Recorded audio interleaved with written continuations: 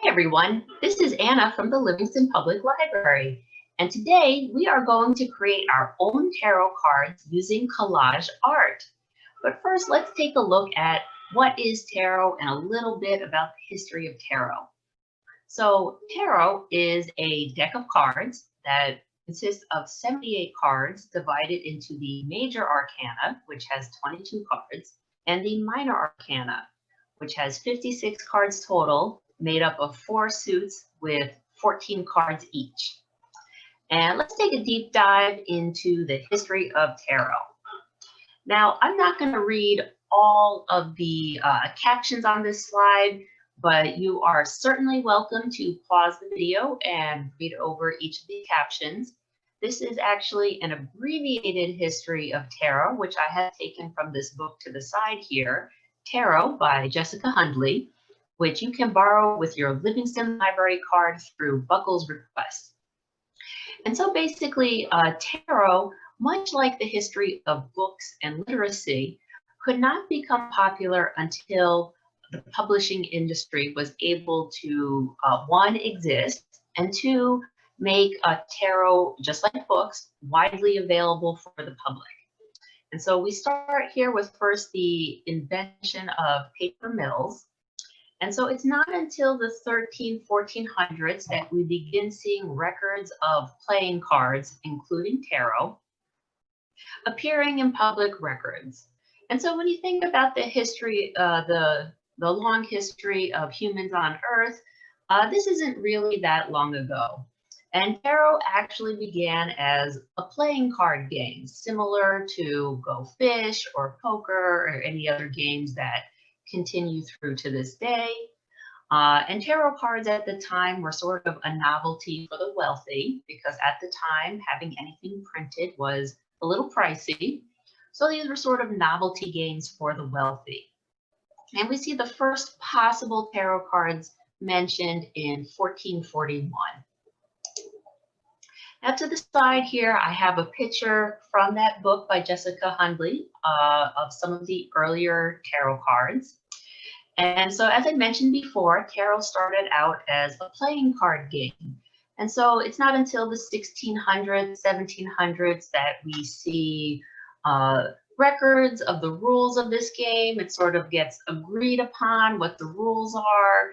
And the significance of this is it means that tarot's become more widespread, more common people have access to playing cards because the printing presses are able to make them available.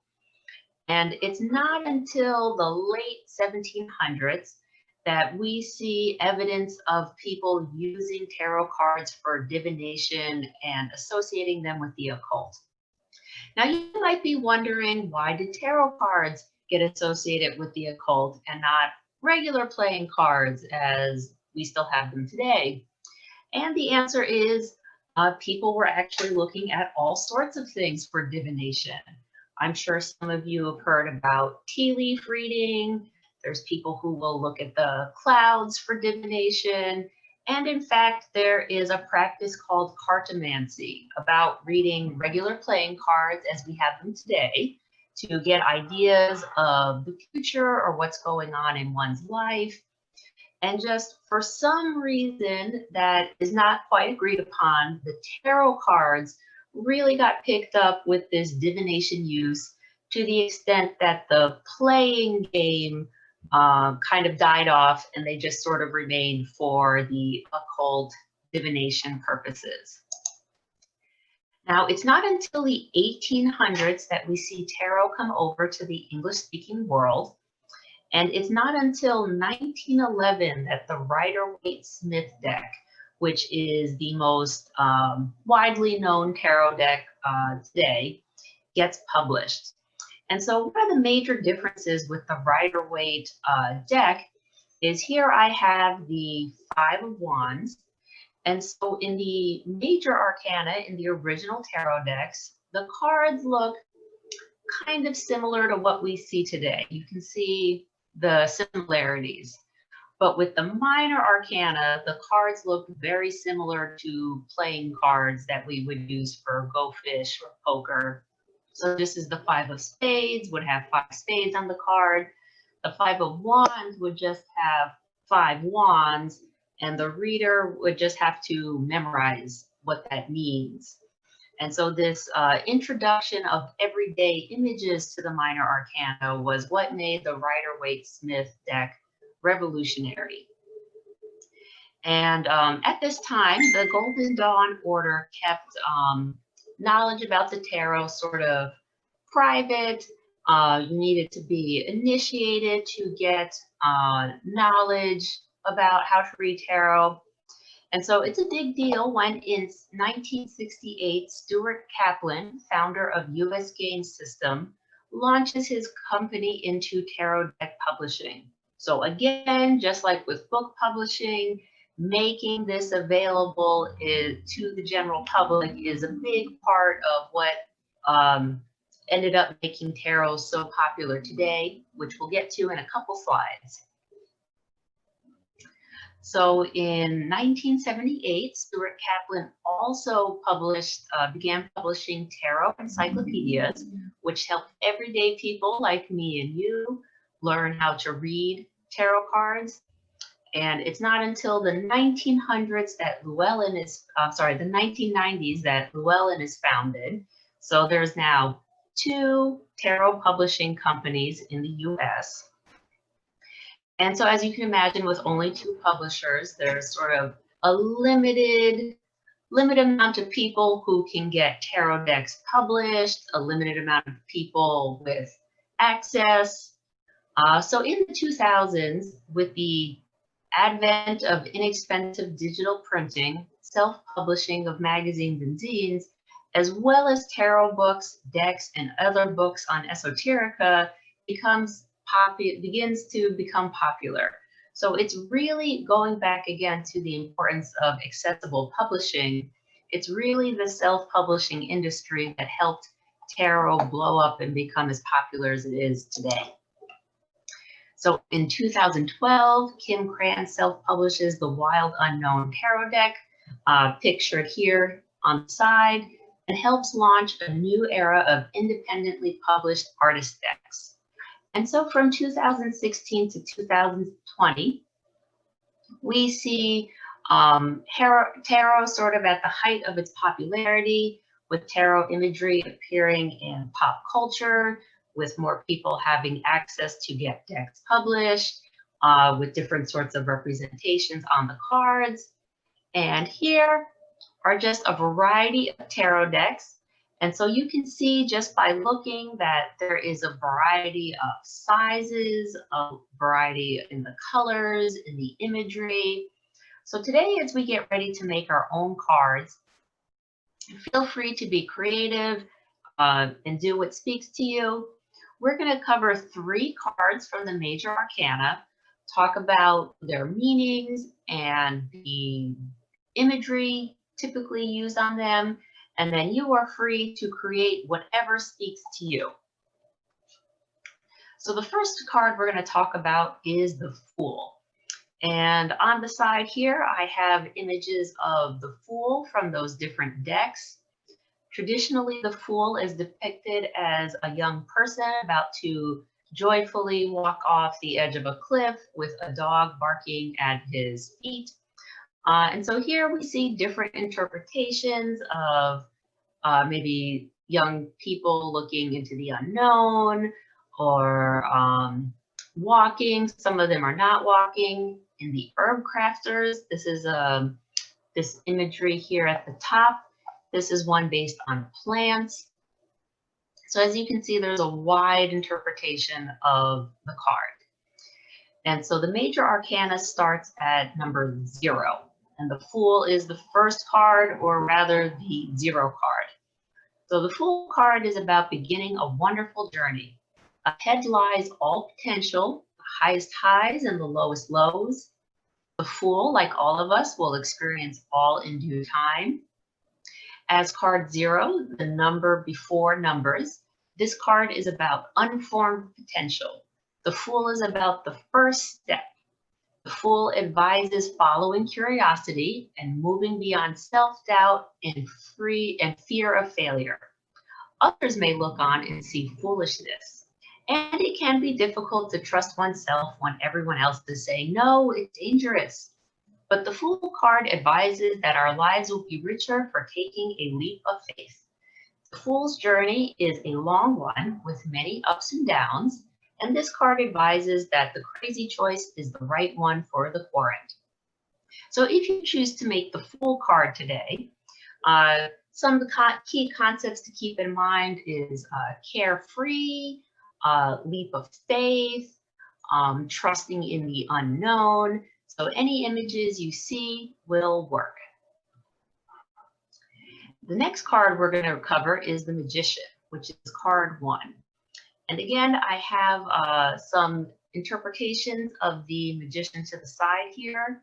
The Wanderer's Tarot card, which is the black and white one, and the Unicorn Tarot that I have are the most similar to the traditional depiction of the Magician, where it's somebody who looks like a magician with one hand raised up to the sky for potential and another hand pointing down to the ground for manifestation. And they tend to have all 4 suits, so the swords, pentacles, the cups, and the wands before them, showing all the tools at their disposal. But again, as you can see in these different interpretations of the cards, you can really let your imagination run wild with what types of depictions the magician can have. So the Magician card tells the querent that they are in the right place at the right time in their very own life.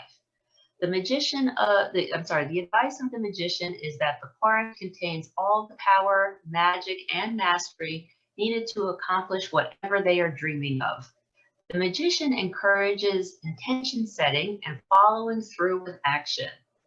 First, the querent must decide what their goal is.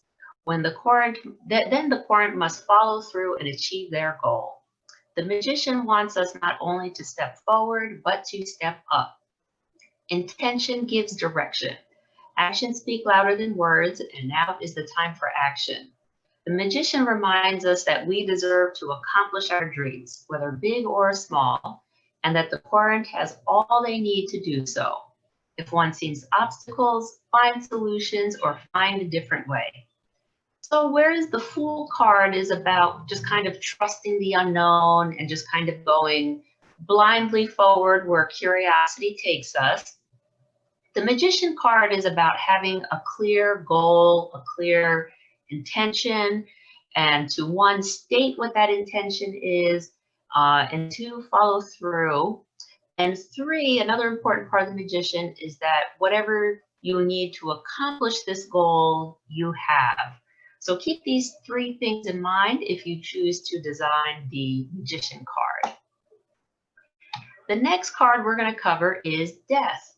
And so I picked this card because for people unfamiliar with tarot, this card can appear a little scary, but the Death card is usually about change, transformations, and transitions that involve endings.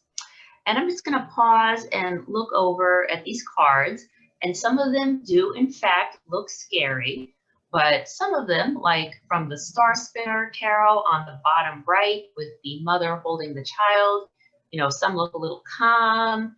In the top left from the Wanderer's Tarot with the black and white, the skeleton there looks very happy. He's got the flower in his mouth, looking like he's ready to go forward with a new journey. So again, there's different ways to depict this card. So again, going back to the meaning, sometimes these endings are painful, an unexpected end of a relationship, or even something like an eviction. Sometimes these endings are wanted. For example, leaving high school for the dream university of your choice. For many people, their identity gets tied up in things like relationships, school, and career. So whether the transition is against the querent's will or a conscious choice, the Death card appears when the querent is ending one stage of life and the identity that went with it, and transitioning to the next stage in their life. So again, the imagery of the skeleton is quite common with the death card, probably because it's called death, but the meaning is about transition, change, endings, and focusing on, I guess this card doesn't really focus on the new beginning so much as the ending. So keep that in mind if you choose to do that card. So I just went over briefly 3 cards for you to choose one to make. But if you would like to read more about tarot, learn more about the cards, here are a few books. The first 3 are available not only as physical books, but as Hoopla downloads with your Livingston library card. The last one is available with Buckles requests. So for this project, you can make as many or as few tarot cards as you want. I just envisioned making perhaps 1. So to do this, you will need scissors, glue, a ruler, a pen or some sort of writing implement, magazines. Now you can also print things out from the internet if you want to pick more specific images. And you will need a thin cardboard box, such as an old cereal box or an old Pop-Tart box. Here I have an old tea box and an old soda can box because that's just what I had in my home. And also if you have any scrap paper that, decorative paper, here I have a scrap piece of wrapping paper in a gold color that I thought would help make my cards look nice. And so with this, we are going to get started. The first thing I'm going to do is hold up some cards to give you an idea of the many different sizes you can make. 3 inches by 5 inches is pretty standard. The lid of my tea box worked perfectly, so I just cut that out. And then I had already found images, which I'm tracing for the approximate size that I want to use. I'm cutting it out so that I'll get a little bit of a border. Cutting out another image that I found. Obviously, this is a time-lapse video. You can take as long as you need. And then I'm just cutting out some scrap paper to write the name of the card. All right, so here I am. I ended up making 2 cards.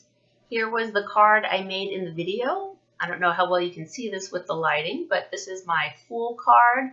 I just happened to find that image of the man looking off the edge of the cliff, and I pasted on the Carefree Llama, and I used my gold paper here to write the Fool. And then here I found a magazine picture of a skeleton, so I just used that and used my gold wrapping paper and wrote Death. Now, if you have little embellishments, you have stickers, little things you want to stick on, you can definitely add those to your cards. And so email me and let me know what cards you made. I'd love to see them. I'll see you next time. Bye.